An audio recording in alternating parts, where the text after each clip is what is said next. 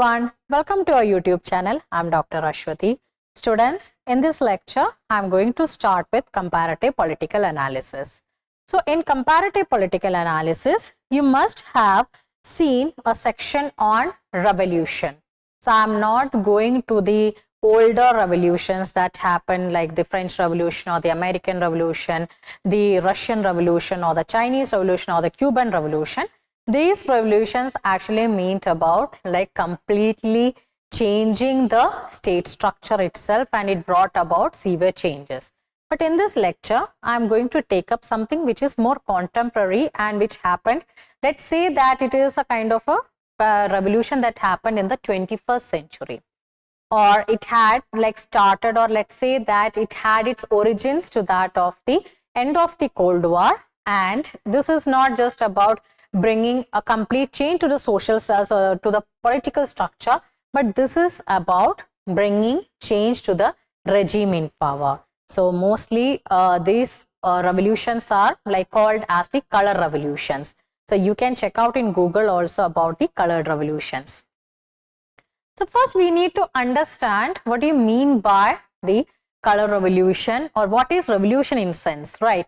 So according to Zoltan Barney, who is an expert on revolution, he said that bottom-up mass popular challenge to the established political regime or its rulers. So mostly the revolutions take place. Why? It is not a social movement, obviously. Sometimes people think that revolution is a form of a social movement. What is the distinction between a social movement and a revolution? This is a very common question asked in various interviews and various programs, that how can you differentiate? In both cases, it is a collective action, right? And there is a spontaneity to the movement. Then after, so how it is different? Social movements are a collective action which is directed to bring about some social change, or let's say that it refers to some change, but it never aspires to change the state structure, or it never aspires to capture the state power. But on the other hand, revolution, like specifically the revolution, not the social movement, revolution actually thinks about bringing a mass mobilization. And why that mass mobilization takes place? It can take the form of violent mass mobilization, or it can be a peaceful also. It can be vice versa. But the most important element here is that revolution aims at capturing the state power, or to bringing a change to the existing political regime, or let's say that they want to replace the ruler, anything it could be. Now here, according to Mehran Kamreva, they have written a book also on the recent forms of revolution that you can check out on Google Books as well. Some of its pages are visible out there, so you can check out from there. A revolution has three elements. One is obviously the mass mobilization, because without mass support,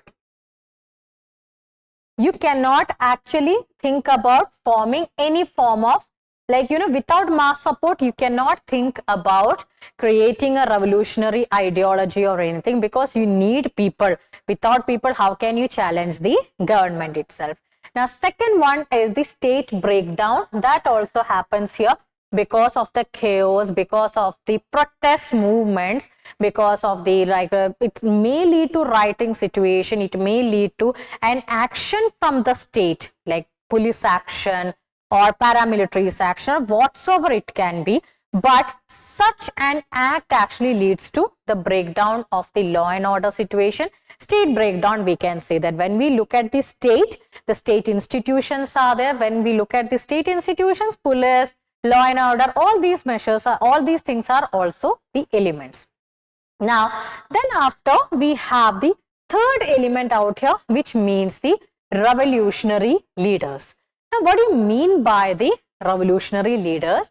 Like the one who gives that leadership to the mass. Like you need, like when you look at any form of, let's say that a revolution, let's take it like even for the social movement also, first and foremost thing is the leadership, the networking, because for the people, they need a leader towards the, they can actually look up to that leader for their, we can say that that leaders oratory skills are actually one of the most important element. The leadership gives the advices, they make the strategies, different types of things are there. Like in the Chinese Revolution also, we have the Maoist revolution that took place. Mao Zedong's leadership was very important. In the Russian Revolution, Lenin's leadership was very important. Okay, then after in the Cuban Revolution or the things that happened in Cuba, obviously the leadership of the Castro was important. So in every sense, when we look up to any form of revolution, the leadership is a very important element. Networking is the second thing, like how the people are actually mobilized. You cannot create anarchy. You need to create a sense of discipline also. You have to make strategies for tomorrow. You have to make strategies like you need a plan A, plan B. Like what if it doesn't work, then you need to think about the other plans as well. So here you can say that revolutionary leader is also a very important element when we take up or when we think about a revolution. For the success of revolution, tactics comes the next element, like okay, it can be violent tactic, non-violent tactic, or whatever it is, but yes, leadership is a very important element. Moving ahead, now colored revolution. These happen in the post-Soviet republics. Basically, after the collapse of the Soviet Union, many countries got independence, especially in the Central Asia and in the Eastern Europe. So these countries actually in the earlier stages, they had problems with the democracy. They had certainly like the form of government coming through, or the formation was done through the democratic means, but later on these leaders turned out to be authoritarian. But colored revolution or the color revolution is a very ambiguous concept. It's quite puzzling because when you look at the names also in the later stages, you find that you don't find specifically all the revolutions are named after colors itself, because you will find the snow revolution, grape revolution, jeans revolution. Some of the revolution have got the clear-cut names like velvet revolution, rose revolution, etc. But yes, colored revolution is the term used to mean all these, like pro-democratic or the protest that actually aspired to create a Western style democratic system.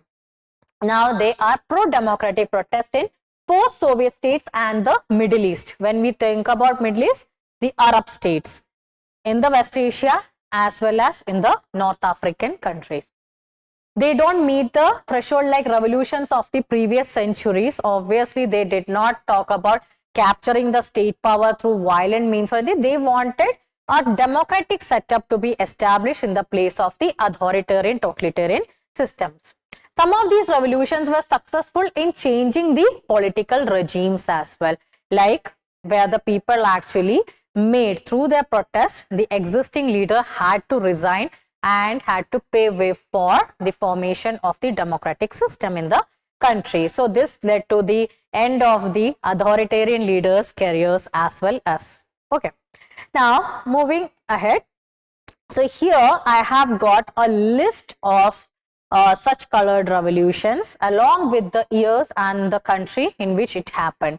So first I'm going to start with the bulldozer revolution that happened in the Federal Republic of Yugoslavia in 2000. Second is the Rose Revolution that happened in 2003 in Georgia. Then we have the Orange Revolution that happened in 2004, Ukraine. As you know that Ukraine is in news for the past 1 year, more than a year. So you better know that what is happening with Ukraine. Then you have the Tulip Revolution. Now tulip is a flower, right? The Tulip Revolution happened in 2005 in a Central Asian country, Kyrgyzstan. And then after we have the Cedar Revolution. So Cedar Revolution happened in Middle East, that is in Lebanon, and the year is 2005. Please note down the years as well, because this was asked in the UGC-NET examination. So there's a high possibility that they can ask questions from among these as well in the coming the next UGC-NET examination. Then we have the Jeans Revolution. This took place in 2006 in Belarus. Now Belarus is also in news because of the ongoing Ukraine-Russia war, And if you are following the news regularly, then you must be knowing about the Belarus position as well. So this is also a Eastern European country very close to Ukraine. Then you have Arab Spring. Arab Spring was not limited to one country, but it impacted the whole of Middle East, and this started in 2010. It affected Tunisia, Libya, Morocco, Bahrain, Syria, Yemen, Egypt, and many other countries also saw the ramifications and that what we call it as the after effects as well. Then after, we have the Jasmine Revolution that also took place in 2010 in Tunisia. Tunisia is a North African country. Then after, Velvet Revolution that took place in Armenia in 2018. Then we have Yellow Vest Revolution that took place in 2018 in France.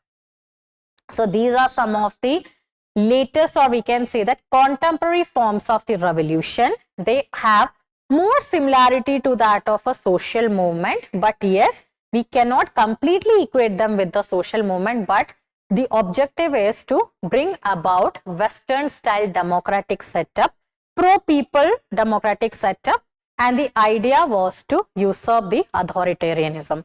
And as well as the Yellow Vest Revolution was not particularly about democracy, but this was more about the people's voices with reference to the working class, and various other aspects were associated with it. So this is the reason why I have said that the colored revolutions or the colored civil protests of the 21st century, actually they actually form an ambiguity, or we can say that it's a very ambiguous concept.